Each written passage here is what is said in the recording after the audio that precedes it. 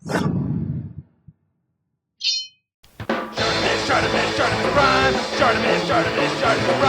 Reading comics, toys are hella sick, hella whacking it, taking bad hits, taking bad shit.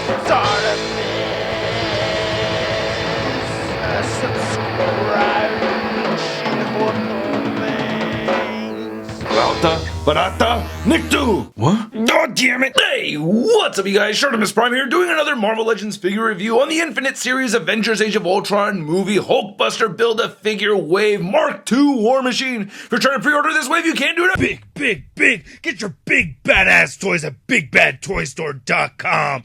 Click the link in the description below. So looking at the packaging over here, this is actually the only figure that has the Avengers Age of Ultron logo right over there up at the top. And on the side, you get this unique picture of Mark II War Machine, and on the back you can see the figure. There's a bio if you want to read it. Pause it now. Here's the other figures from the wave. Another picture of War Machine over there. Alright, let's get to it and crack this thing open. And here's War Machine out of the packaging, and a really cool figure. Even though it is a repaint from the Iron Patriot figure that we'd already gotten a little while ago, I still really like this figure a lot. I don't know what it is. It's just that black plastic just looks really cool. And we have another figure to add to our Cinematic Universe Avengers team. Now, there are extra pieces to this guy. He has the extra Don Cheadle head, which I really like a lot, but there are some complaints that I have about this figure as well. For instance, his machine gun turret over here, it's the same exact thing on the Iron Patriot, where they set it up so that it's on the wrong side. You can put it on either side over here, so you can plug it right into there, but you can't get it over his shoulder. It just goes right over his head. It's kind of weird. So if to get it over his shoulder, you kind of have to do this weird thing where it's kind of angled out, shooting far away, kind of like that. So it needs another swivel piece on this guy right there. You can see where that little hole is. If they put a pin in that right there, that would have been awesome, because then you could turn it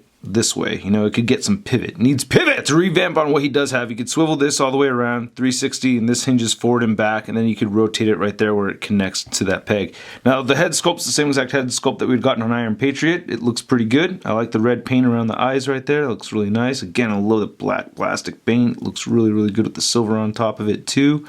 Looking at the back of the head, nothing new. And swapping out the heads is very easy. Just pop that one off. There's Don Cheadle. Yeah. Now for me, this head sculpt is a game changer for this figure. It really looks like Don Cheadle. They did a fantastic job with this. Look at that. It's even painted pretty well too, but that facial expression, yep. War Machine, yeah.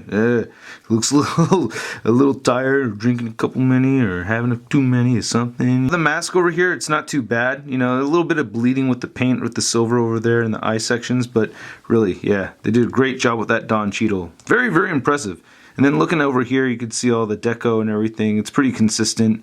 Again, I like the sparkles right there. It gives it a metallic look for that black plastic. You can even see like greens and stuff. I don't know. I just think that looks really dope. The silver paint came out really clean. So the figure is just really sharp. You get a left fist over here for him. Instead of Iron Patriot, he has a left open hand right there. So he has no repulsor blast or anything, which is fine. I don't know. Having interchangeable hands would be cool though. You know, I remember they used to give us interchangeable hands with the War Machine and Iron Man figures. Remember that? That was really cool. Why don't they bring them back, man? Come on, more interchangeable hands already. Yeah, that plastic's just looking really cool. I love the glittery sparkles! And looking at the back of the figure, you can see they sculpted behind the knees and everything. You know, same thing as the Iron Patriot, but still I appreciate the sculpt. Now the articulation on this figure is the same exact thing as Iron Patriot. You can get his head to move up that much, and it can move down. He does have the forward and back shifting like Bio Driver. You get side to side rotation right there, and a tiny bit of neck pivot. He does have these hinges right here on his shoulder pads. This hinge over here isn't really working so well for some reason. I don't know. See, it kind of just droops down and bending the plastic. Instead of this one actually works on the hinge.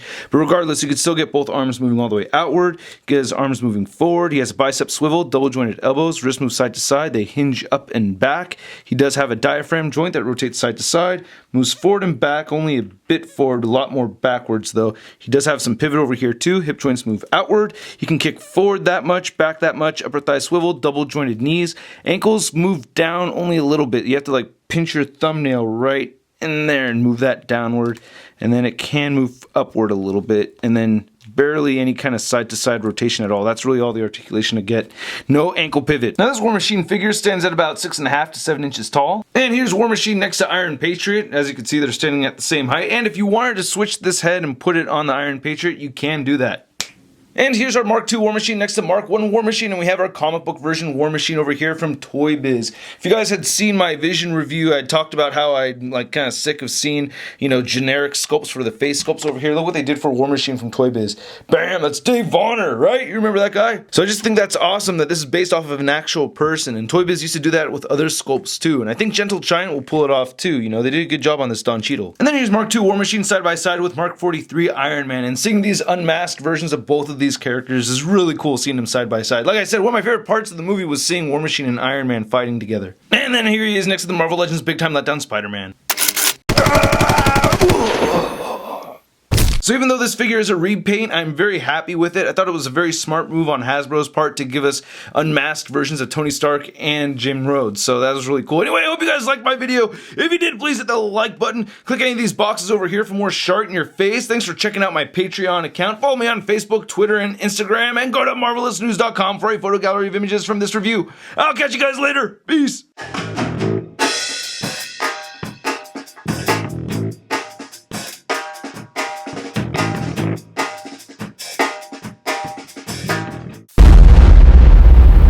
That's crispy. And, whoop, don't want to do it face first.